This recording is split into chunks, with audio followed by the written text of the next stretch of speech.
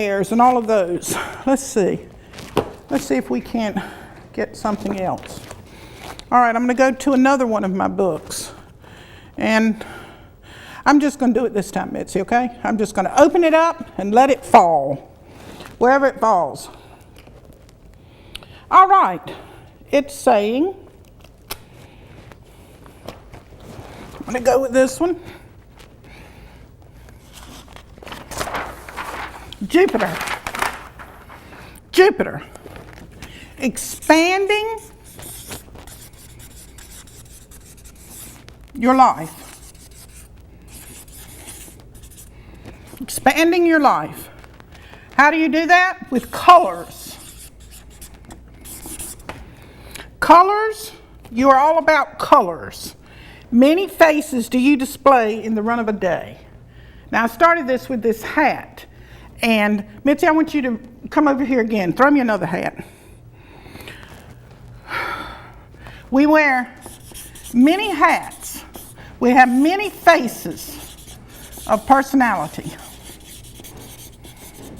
that we show in the run of the day.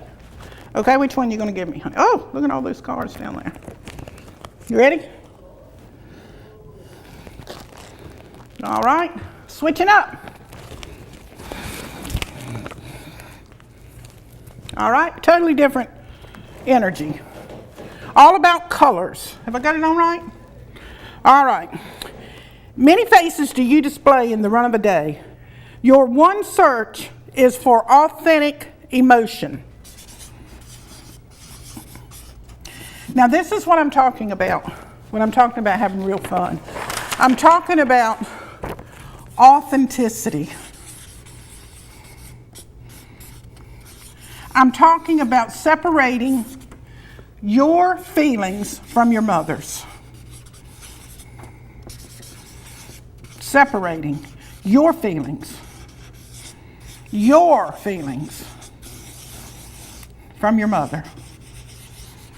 Okay? That's what I'm talking about. Let's see. You start your search is for one authentic emotion, but you haven't found it yet. Many times you have played the part of the comedian. Yes. Many times have you embarked upon heated debates of which you had no interest in whatsoever. You were involved in discussions that you weren't the least bit interested in. And yet you continued, so much so that here you got carried on over there to the Sahara Desert. You know, a lot of times, well, not a lot of times, the majority of our life, we are involved in conversations that we're not the least bit interested.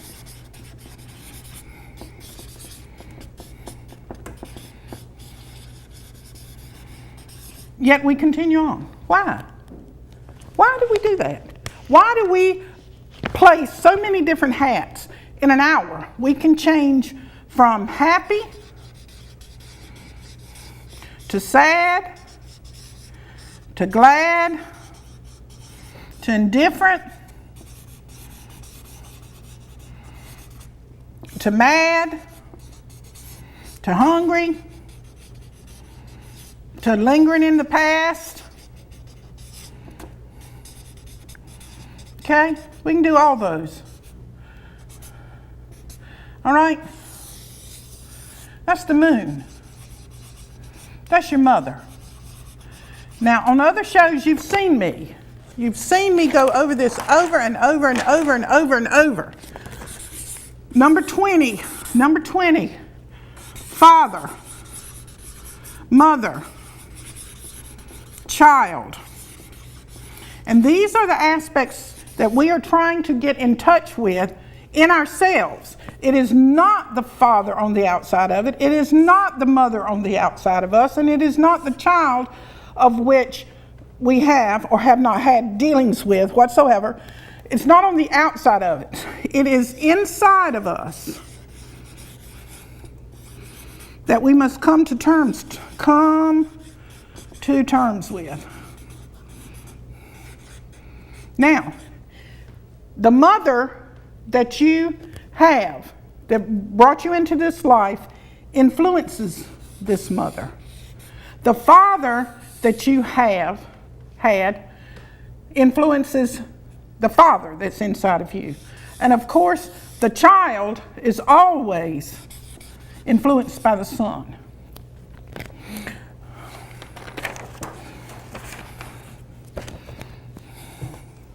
Let me see. Sometimes your appetite for danger has been aroused, but nothing, in the end, nothing but colors. Vivid, vibrating colors. Colors. I better put this back in there.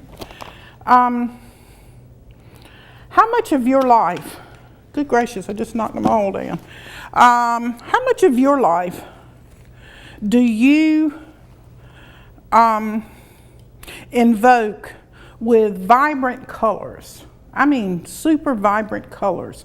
Or do you try to stay safe and in the same old way of whatever clothes that you wear, furniture you buy, plates you buy, ties for men, whatever? Or how often and how much do you dare to go outside of the parameters of your humdrum living? You know, the life that I was talking about that is fun. How far away are you staying from that is the important question. Now, let's see. What's next? Let's take, which one is this one? This is Secret Tarot Wisdom. Okay, let's go with this. Well, I know what I'll do with that, honey. Well, I'll do part of it because all my cards are down here on the floor. Let me get them up. Well, instead of picking them up because they're all over the place, I'll just use these. And then I'll look it up. That'll work, won't it, Mitzi? All right, here I am. I'm going to take these tarot cards as a tool of psychoanalytic introspection, as a method of astrology, with delving into the psyche and combining numerology and astrology and the Bible in my attempt to disrobe what is false. Okay, so these are artistic expressions of cards. They're known as tarot cards. They have nothing whatsoever to do with the devil, any more than any piece of art you have hanging on your wall or sitting on any of your furniture or whatever you have where art is concerned. I'm an artist, so art and images are very, very important to me. You're an artist too. You are very, very creative, and that's what I'm talking about, that fourth house in your mother. You know, okay, let's 1, 2, 3, 4, 5, 6, 7, 8, 9, 10. Now I'm going to cut them in 3 piles. All right, let's see what we've got. We've got this one. This is the 10 of disc we're talking about. So I'm going to look it up in my book. That's what I'm going to do. I'm going to look it up in my book and see what the 10 of disc would say to us today, if I can find it. We got swords. Yeah, here it is. It's pentacles. My gosh, what is obstructing fun? You would not, I brought it up, Mitzi, today, but I was trying to go around it. I didn't want to make this an issue, but it won't go away. You know, that first thing said that your fourth house, you know, you have your attitudes of your mother about money. And what this is saying, because we're talking about having fun in life, you know, you are in the middle of fun. So money is an obstruction to that fun? You know, money, the very thing that we think that will afford us the opportunity to have and to be and to do and to go. The way that we feel about money is interfering with our fun in our lives. Let's see why. Because, here you go, darling. This is one of, can you bring that up? Okay. As you can see, it's 10 round coins is what it is. Okay, thanks, sweetie. All right, so this is what we pulled, the 10. The 10. And the 10, let me just go ahead and bring in a little bit of Kabbalah here. The 10 is Malkuth, and it's the earth experience. Okay? It is also our body, our human body. So, body, human body. And we know that money, of course we haven't traveled to any of the rest of the planetary civilizations to know if they have money or not. But as far as we're concerned, money is the only, the way we exchange in this life is through this vehicle of money to attain things. For food, cars, clothes, what else? Rent, I mean, whatever you're going to get for money, sexual favors, you know, it's all money. You got to have money to do it. So let's see what the Secret Tarot Wisdom says about this. You know, this book was written in 1986. How about that? All right, 86, that would be about 27 years ago, wouldn't it? Wow, let's see how relevant it is today. Money is the matter at hand, matter indeed. And as with any tangible matter, it must first be formulated in mind before it be manifested in one's life. The fear of poverty and the consciousness of greed is precisely what keeps mankind poor. The fear of poverty, not poverty itself, the fear of poverty, the fear that you're going to be without money. Do you see the difference? The fear. You are consuming your thoughts, your mind with thoughts of your mother. So how fearful she was and is about being without, those are the thoughts that run through your head. That you are going to be in poverty. Meaning being without, not being able to pay your bills, not being able to get the things that you want. And the consciousness of greed. Did you hear that? The consciousness of greed is also brought forth through your mother. Greed. It comes from your mother. So let's see. 7, 9, 5, 5, 4. So it's in your DNA. We got a 10. That's the Wheel of Fortune, so it can turn over. 16 and 20. Wow. Greed is big business.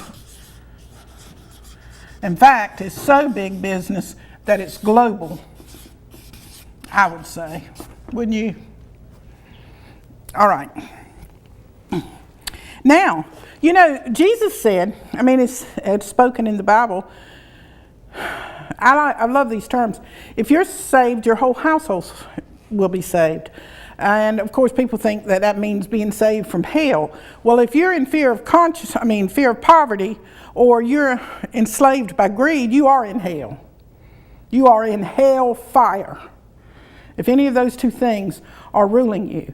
But my point was, when you work on your consciousness of waking up and realizing these are not your thoughts. These are not your thoughts. That's not the source of your fun. You are not in the middle of that.